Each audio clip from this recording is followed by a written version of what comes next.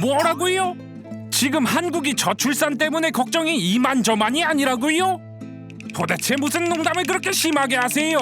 인구 과잉이 아니라 저출산이라니 절대 그럴 일은 없습니다.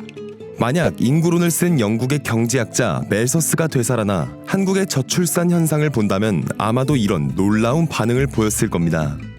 우리나라는 현재 엄청난 저출산으로 인해 2020년부터는 인구가 서서히 줄어드는 지경에 처했는데요. 통계학자들은 향후 2070년의 대한민국 인구가 3,800만 명에 이를 전망이라고 예측하고 있습니다. 그리고 이건 우리나라뿐만이 아니라 전 세계 주요 선진국들 역시도 저출산의 늪에 허덕이고 있기는 매한가지죠. 하지만 오히려 멜서스는 사람들이 토끼처럼 아이를 계속 낳아 인구가 폭발적으로 증가하여 결국 인류는 자멸한다고 말했는데요. 때문에 그는 인류가 자멸하지 않기 위해서 전쟁, 전염병, 범죄와 학살 등 떼죽음을 야기하는 온갖 사회학을 적극적으로 조장하여 인구를 극단적인 방법으로 줄여야 한다고 말했습니다. 이런 멜서스의 이론을 저 같은 현대인의 시각으로 보았을 땐 도무지 납득하기가 어려운 미친 소리로밖에 들리지 않는데요. 하지만 놀랍게도 그의 주장은 근대 국가의 인구 정책에 상당히 많은 영향을 미쳤고, 이는 그가 주장한 지 200년이 훨씬 지난 1900년대 중후반까지도 어느 정도 설득력을 갖고 있었습니다. 그럼 멜서스의 인구론은 도대체 어떤 내용이었을까요? 구름이와 함께 알아보러 가시죠.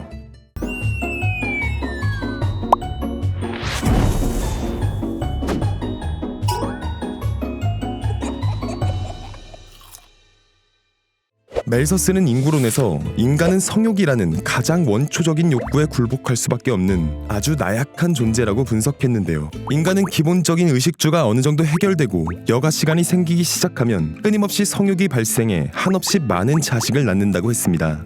그리고 결국 이에 따라 인구는 기하급수적으로 증가한다고 설명했죠. 하지만 우리가 사는 지구의 공간과 자원은 한정적이고 희소성을 띠는 법, 기하급수적으로 늘어나는 인구를 전부 먹여 살리기에는 한계가 분명히 작용한다고 말했습니다. 멜서스를 비롯한 고전 경제학파에 의하면 자원과 식량의 생산은 수학체감의 법칙에 의해 결정된다고 정의했는데요. 수학체감 법칙을 간단하게 설명하자면 인류가 온갖 농기구와 노동력을 식량 생산에 아무리 많이 투입한다고 해도 결국 토지의 크기와 비옥도는 고정적이기 때문에 생산성이 떨어지게 된다는 말이죠. 즉 인류의 식량은 하나, 둘, 셋, 넷 식으로 산술급수적으로 증가하지만 인류는 하나, 둘, 넷, 여덟, 16 등의 기하급수적으로 증가하므로 이를 그대로 방치하면 인류가 커다란 재앙을 피하기 어려울 것이라는 주장이었습니다. 따라서 이걸 그래프로 만들어보자면 이런 식인데요. 인구는 계속해서 폭발적으로 늘지만 식량은 조금씩 늘어 어느 한계점에서 멈추고 그래프가 벌어진 만큼의 인간들은 필연적으로 굶어 죽을 수밖에 없다는 것이었습니다. 결국 자연이 정해놓은 명확한 한계라는 것이었죠. 때문에 멜서스는 인류의 미래를 위해서 궁극적으로 인구를 조절해야 한다고 주장했는데요. 만약 가능하다면 결혼이나 출산을 늦추거나 안 하게 하는 것이 가장 좋고, 가장 효율적인 방법으로는 전쟁과 전염병, 기근 등으로 인한 인위적인 인구 감소가 필요하다고 언급했습니다. 이런 멜서스의 이론은 과거 역사적인 사실들이 나름 반증해주기도 하는데요. 유능한 지도자로 인해 국가가 안정돼 인구가 늘어나면 늘어난 인구에 비해 점점 토지와 자원에 한계가 닥치게 되고, 이는 결과적으로 민심 악화로 이어지게 됩니다. 그리고 민심이 악화된 국가는 내전이 발생하게 되거나 부족한 토지와 자원을 얻기 위해 다른 나라와 전쟁을 벌이기도 하죠. 결국 인구가 감소되고 국가가 다시 안정기에 접어들게 되는데, 안정기에 접어든 국가는 또다시 인구가 점점 늘어나기 시작하는 무한 반복 메커니즘이었습니다. 때문에 앞서 말했듯이 이후 멜서스의 이론은 1800년대 영국을 포함한 대부분의 유럽 국가들에서 새로운 센세이션으로 추앙받았고, 꽤나 긴 시간이 지난 후 20세기 이후의 근대 국가에게도 매우 큰 영향을 끼쳤습니다. 2차 세계대전 참전국이었던 미국, 영국, 프랑스, 소련 등이 전쟁이 끝난 후인 1950, 60년대에 갑자기 인구가 폭발적으로 증가하게 되는데, 더군다나 의료 기술까지 높아져 영유아 사망률이 급감하고 평균 수명이 늘어나는 바람에 전 세계적으로 인구가 급증하자 멜서스의 주장은 세계 각지에서 받아들여졌습니다. 그리고 이는 신기하게도 머나먼 아시아 국가의 인구 정책에도 점점 영향을 끼쳤는데요. 대표적으로 우리나라만 해도 1970, 80년대 둘만 낳아 잘 기르자와 둘도 많다 등의 슬로건을 홍보해 산하 제한 정책을 행하였죠. 또한 멜서스의 이론은 우리나라뿐만이 아니라 일본, 중국을 포함한 동아시아 대부분의 지역에 세대 간 심각한 인구 격차라는 결과를 가져오는데 일조했습니다. 하지만 시간이 지나 오늘날에 이르자 멜서스의 이론은 오류가 명백했다는 사실이 하나둘 밝혀지기 시작했는데요. 첫째로 멜서스의 이론은 인류의 기술 혁신이라는 요소를 완전히 배제했습니다. 멜서스의 이론과는 다르게 사실 인류는 한정된 생산 요소에서 더욱더 많은 산출량을 얻기 위해 끊임없이 기술 혁신을 추구해왔습니다.